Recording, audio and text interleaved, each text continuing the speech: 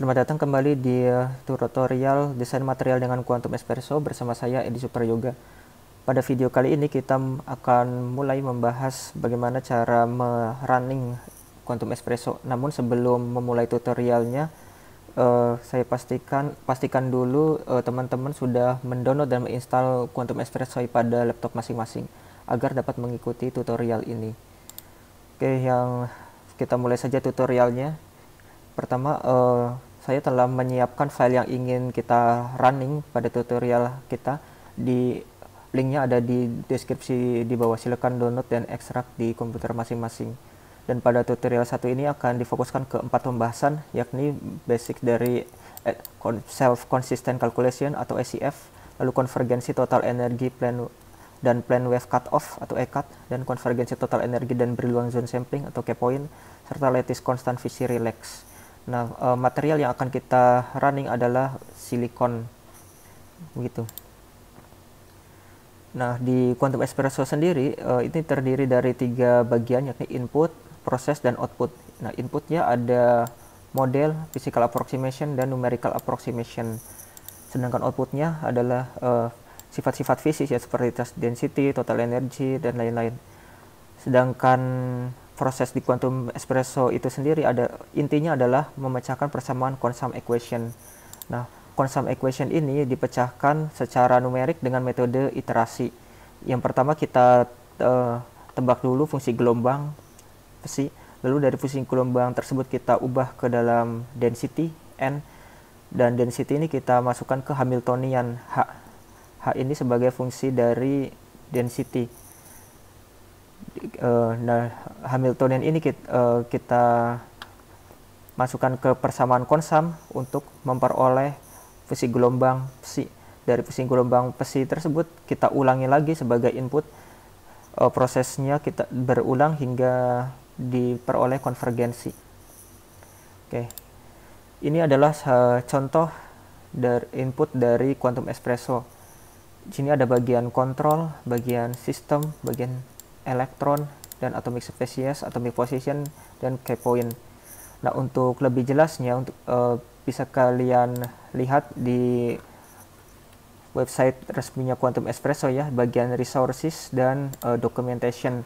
Di bagian documentation kita lihat di sini ada input data description. Kita klik bagian ini.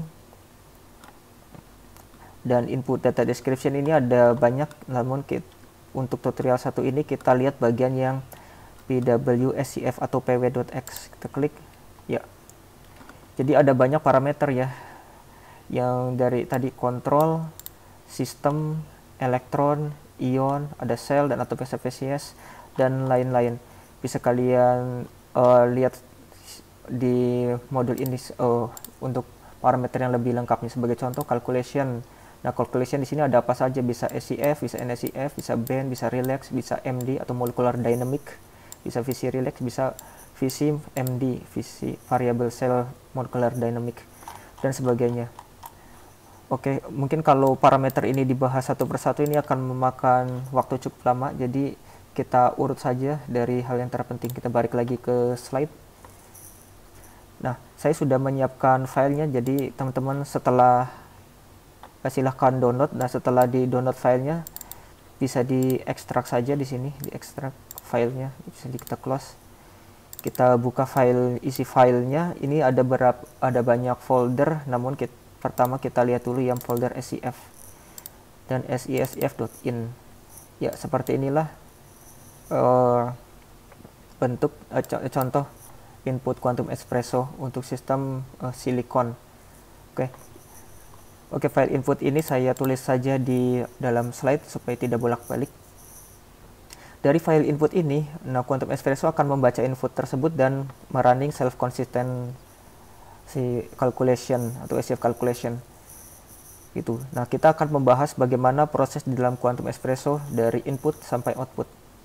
Yang pertama adalah ini, bagaimana cara mengkonstruk V-ion atau potensial dari ion.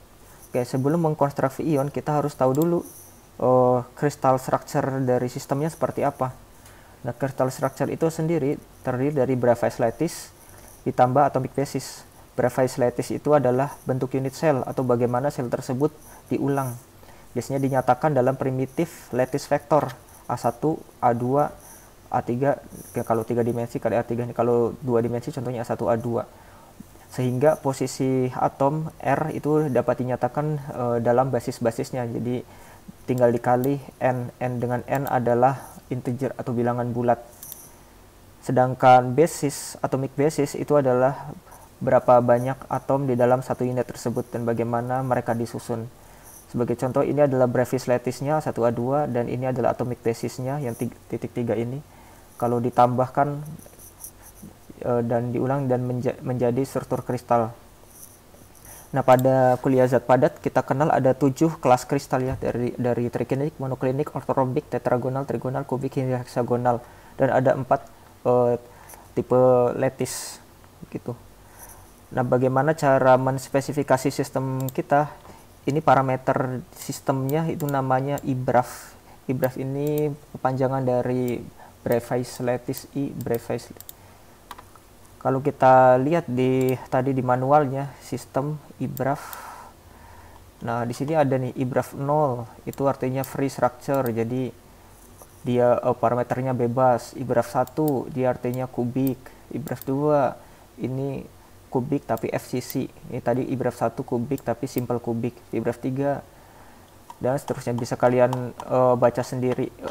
Ini disesuaikan dengan sistem masing-masing. Gitu ya, tadi IBRAF 1 simple kubik, IBRAF 2 FCC gitu. Kalau simple kubik ini V1 dikali A 011, A-nya adalah lattice konstan gitu ya. Sedangkan V2 ini A 010, V3 A 001 begitu. Ini saya ambil IBRAF-nya sama dengan 2 karena sistem dari silikon ini adalah FCC gitu. Karena kita memilih IBRAF 2 dan sistemnya adalah FCC, di sini FCC ada 3 lattice vektor ya, V1, V2, V3. V1 di sini itu posisinya setengah min 1 0 1. V2 ini posisi setengah 0 1 1 itu. Jadi V3 posisinya min setengah min 1 1 0. Begitu. Dan tadi di FCC di sini ada parameter A adalah lattice konstan. Nah, di input file lattice konstan ini dinyatakan dalam sel DM1. Sel DM1 artinya A. Itu kalau ada B sama C-nya berbeda dengan A, maka di sini ada sel DM2 dan sel DM3 begitu. Nah, sel DM2 10,2625 ini satuannya bor ya, jangan salah. Dan satu bor itu sama dengan sekitar setengah angstrom itu. Jadi satuan di quantum espresso ini satuannya bor.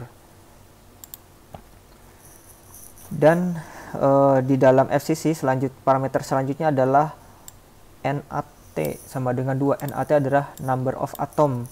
Jadi dalam satu unit sel ini ada 2. Ini yang di 2 atom gitu. Ini yang dinyatakan dalam bola berwarna hijau ini ada 2. Dan atomic position dari masing-masing basis tadi, basisnya ya ada 2, yakni pada posisi 000 di sini dan posisi seperempat begitu. Dan posisi atom ini dinyatakan dalam koordinat kartesian dengan unitnya lattice gitu. Selanjutnya tipe N-type. N-type adalah tipe atomnya ada 1, yakni atom silikon saja ya. Atom spesiesnya Si saja. Lalu spasi di sini ada 28,0855 adalah massa dari silikon. Dan untuk mengecek sistem kita sudah benar atau belum, ini kita bisa menggunakan software yang namanya XCrisDen. Bisa di-download di situsnya ya. Jadi contoh kita buka saja, saya sudah menginstal XCrisDen di laptop saya. Lalu kita open file, lalu open PWSCF, bukan open structure tapi PWSCF, dan open PWSCF input file. Lalu dicari posisi dari file kita ada di mana, di folder download, lalu folder SCF silicon, SCF ini SCF.in open. Oke, download reduce dimensionality. Oke. Nah, di sini kita bisa lihat-lihat strukturnya sudah benar atau belum, apakah dia FCC atau bukan. Kalau kita lihat ini strukturnya sudah betul ya. Nah, kalau belum betul harus kita edit lagi apa yang salah dari struktur dari input filenya. Jadi begitu. Oke, sampai di sini kita telah berhasil membuat input file dan modelnya mulai dari unit cell, lattice vector, dan basis. Sedangkan parameter-parameter lainnya akan kita bahas pada video selanjutnya. Jadi saksikan terus video berikutnya. Sampai jumpa.